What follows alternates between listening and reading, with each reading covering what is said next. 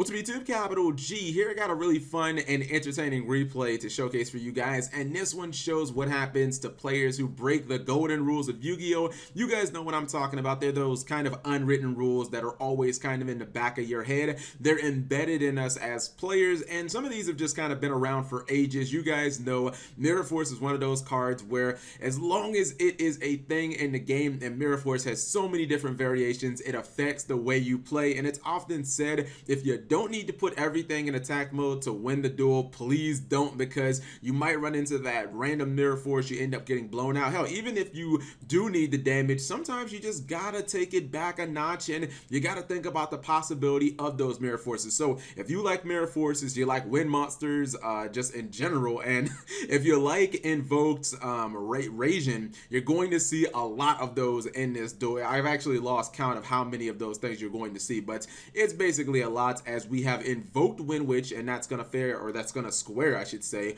off against Yosenju. Not saying a lot of Yosenju now, but this is cool because it's kind of like a win v win match, and I believe that Invoked are up first, and he does open up with Alistair, which is obviously like the best opening play. Well, actually, no, I think Ice Bell is probably better. That gives you the Crystal Wing, which is also a wind monster. He gets the Rajin, which is pretty good. Now, unfortunately for him, his opponent does open up with comma 3 and comma 1 being the real important card, because obviously he could bounce.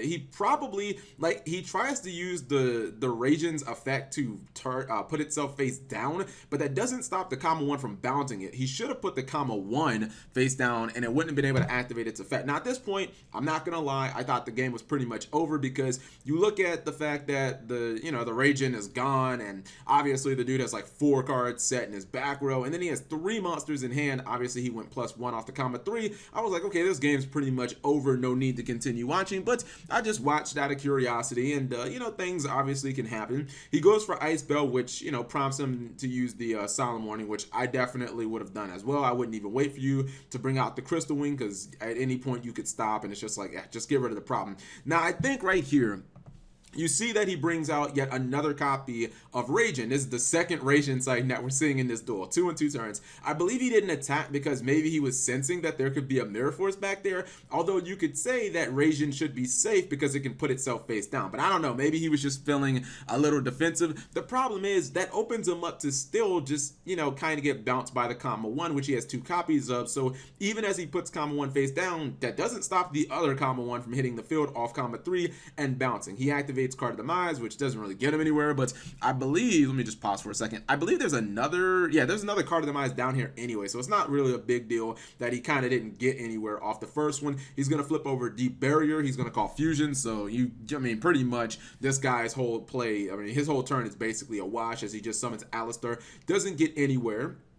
And I was like, man, this is looking like really, really rough here. But now you're going to see Yosenju actually overextends, and he's going to attack into a Mirror Force. And I was like, oh, wait a minute. Could this actually be the comeback? This guy only has 1,400 life points, but the Yosenju guy doesn't have any monsters now. And, he gets himself, I believe this is the 3rd copy of Rajin on board, which is, I don't know. You guys keep counting how many Rajins. He summons his, his comma 3 for no reason at all. And I think at this point, the Invoke player is going to kind of take the advantage, because look how much drawing he's going to do. So he summons his 4th copy of Rajin, and I think he used double Wonder Wand, or excuse me, that might be during the next turn actually. I feel like he's going to use one. Yeah, I think, okay, it's this turn where he's going to use like double Wonder Wand. I think he's going to use a Wonder Wand on Snowbell as well. So I was like, bro, looks like the duel has completely gotten flipped, and I believe during the next turn he's going to summon his 5th copy of Rajin.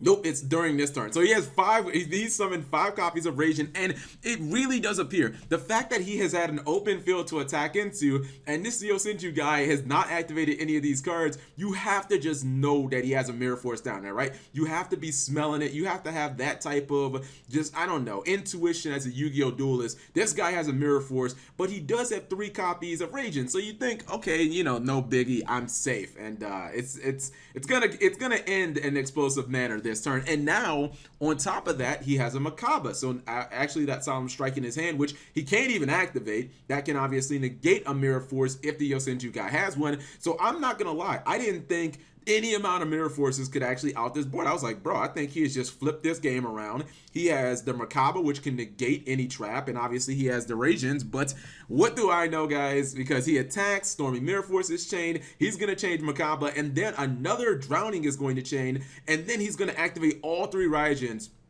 But that was his undoing. He then changed a Drowning Mirror Force as, I believe, Chainlink 7, and it sends everything back to his deck. Well, I guess back to the Asher deck, and then his opponent just casually summons the Yosenju 3 and ends up winning the game. What were these back row? I feel like these weren't reactive cards, right? Instant Fusion, Dimensional Barrier, and another, wow, just Instant Fusion for, wait, maybe...